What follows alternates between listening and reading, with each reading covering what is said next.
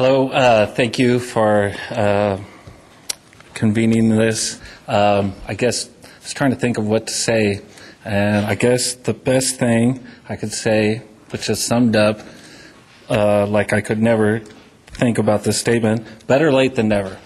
I mean, you guys are some sanity, an island of sanity in the sea of chaos and stupidity that we have to deal with in San Diego. So I thank you greatly for what you're doing. I think that I'm not exactly happy with everything in the recommendations, but I'm happy enough, and I'm happy for people to have safe access. I just want to point out one main thing is with regulations, we'll have cheaper prices, and therefore people will save money and be able to spend it on food, clothing, their children, or whatever. So that's a hidden tax that we're perhaps not even considering. You know, this is a taxable thing.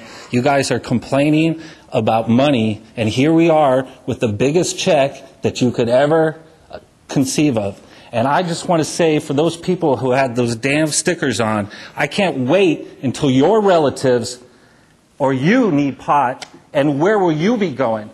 I bet you will be going to these very stores that you're saying that you're against. And I just wait for the day, and you think about what you're about to say.